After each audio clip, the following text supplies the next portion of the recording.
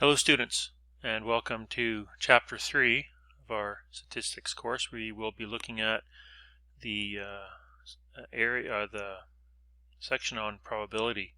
So we start off this section with a little cartoon from Dilbert. He's going to flip a coin. The rat calls edge, and guess what? It is edge. Just to see that this can happen in real life. Here's a little video I have, soccer game, the referee tosses the coin, and look at that. Lands on the edge. And look, 2 times in a row. So, this is important in probability and in statistics because we spend some time in this section trying to determine how many outcomes there are. You need to know how many outcomes there are in certain events, like tossing a coin, so you can actually calculate probability. Now, of course, in this situation, just like in the soccer game, that is not a legitimate coin toss, so they would do that again. And the other one I have here is the, you can watch it, the coin does not flip for an overtime coin toss in a football game. So let's start off this section with some important terms. These follow the course outline as well, or the course package. The outcomes is the result of an experiment. Think of an experiment as being tossing a coin, or rolling a dice, or picking a card out of a standard deck of cards. That would be the experiment. Or experiment could be 2 coins, or a coin and a card, or a coin and dice. The event is a collection of outcomes that you are looking for. Sample space, all set of all possible outcomes. So that's why we have to know all possible outcomes for an experiment. Venn diagrams, we'll go over some examples of Venn diagrams. I don't ask you to draw these out, but they do give us a representation, graphical representation of what we mean by sample space and different outcomes. So in this first example here, we have a Venn diagram. Say these are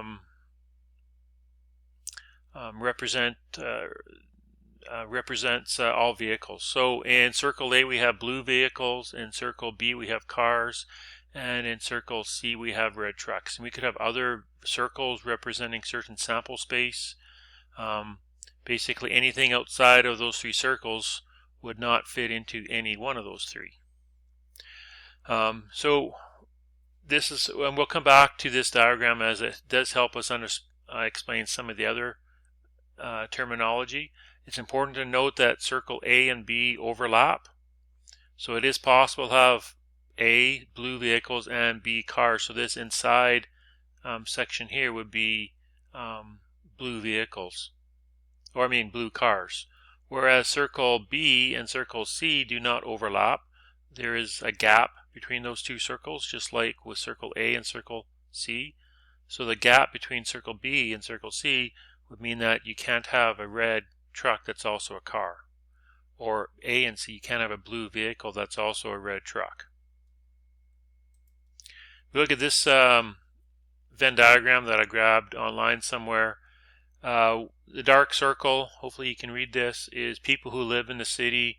The circle on the right is people who live in the suburbs, suburbs being outside of the city as defined. And the last circle here, people who live online. Obviously you can't have people, you can't have that overlap. So this is a good example of a bad Venn diagram. You can't have people living in the city who also live in the suburbs. You can't have people living in the city who also live online. If we define living as in terms of your primary residence. And obviously that middle section where all 3 overlap, you can't be living in the city, living in the suburbs, and then living online. So, a good example of a bad, really bad Venn diagram. So some other important terms we start with is complementary events. Let's say we are rolling a dice, and I will use the term dice to mean 1 dice, because I think, as it says there, that a die, technically 1 die. It just sounds too fatal. So I'll use dice so we all know what I'm talking about.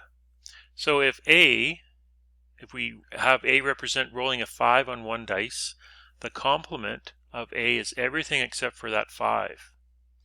So it would be written as A, the probability, that's what we mean by P, the probability of A complement is everything being 1 minus the probability of A.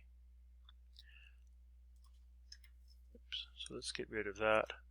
I want to go into here just to write this down again here. You know, the complement of A. So it's the complement of A, the probability of A complement is everything. Everything in statistics is 1 minus the probability of A. So just to really enforce that. That will probably show up on the quiz and maybe even on the unit exam. Understanding this is a absolute equation in terms of what this equals. Mutually exclusive events. This is when two events cannot happen at the same time. So we can look back at this Venn diagram here. Two events cannot happen at the same time. Let's see if I can write on here. Let's go with this. Two events that cannot happen at the same time. Basically, there's some a gap between the two events, event B and event C. Those you cannot have that at the same time. Similar up here. Let's change this color. You know, the gap between A and C. You know, here's the gap between A and C. They are not touching those two circles, which means that they are mutually exclusive. Those two things cannot happen at the same time.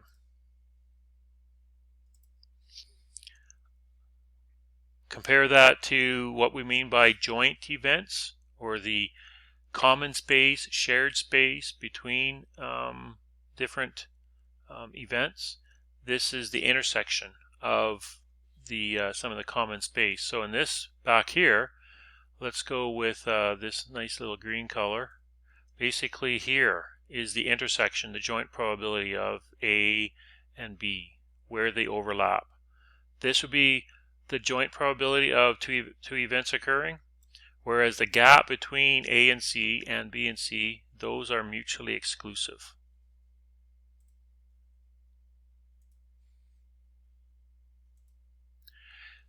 Independent events, another important term. We'll be using this term throughout this chapter and into the next chapters as well. It's basically when two or more events are independent if their probabilities do not change once a related event has happened. So some examples of independent events. We have the standard examples. We have dice, coins, and cards. You know, a deck of playing cards, basically with replacement. So if you roll a dice and you get a 3, what's the probability of rolling a 3 again on a different dice?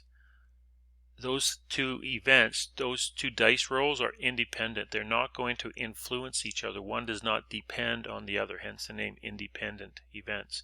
Flipping a coin, getting heads, does not influence what happens on the second coin. Second coin, totally independent of the previous coin toss. You could roll a dice and toss a coin, and getting a 6 on the dice does not influence what happens on the coin toss. So those are good examples of things that are independent. Now some things that are perhaps dependent, we can write that over here. Some things that are dependent. Really good example in business is sales versus advertising. Those things are dependent. The amount of sales you have depends on how much advertising you do.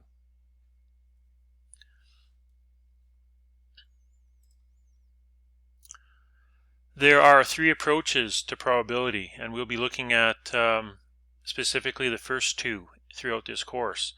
The classical view of probability is with the 3 things that are independent: dice, cards, and coins. So if any question in the course package talks about dice, cards, or coins, you know that they are independent. All outcomes are equally likely to occur. Rolling a 6 on a dice has the same probability as rolling a 1 on a dice. Picking the 2 of hearts has the same probability as picking the king of clubs. So all outcomes are equally likely to occur. You know that in a dice, talking about a 6-sided dice, there are 6 outcomes. Coins have 2. If you get edge, you just do it again. Cards, standard deck of playing cards has 52 cards, 54 if you include the jokers. But there we know the total number of outcomes. So then we can talk about how to apply probability to those. The empirical probability is all events are not equally likely to occur.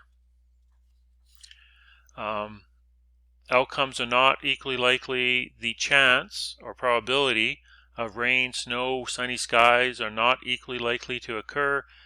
You need, in order to determine the probability for these events, you need to know some information. You need some historical or past data to help you understand these things. The probabilities in this section would be dependent. You know, what's the probability of rain tomorrow? Well, it depends on what's happening today, perhaps. Depends on what the temperature is. If it's really cold, the precipitation will most likely come in the form of snow. So these things are definitely dependent. The other type of probability we have is subjective probability.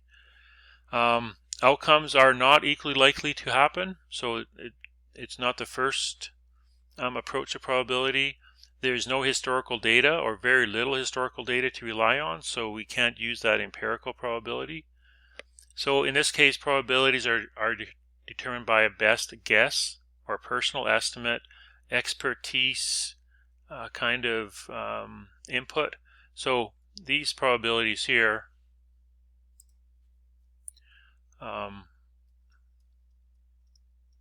dependent as well. It depends on numerous factors when we're making the determination. So there's 3 approaches to probability. As I said, this course looks at the first 2 in more detail, especially the first one, because it is a lot easier to make some calculations when we know they are independent.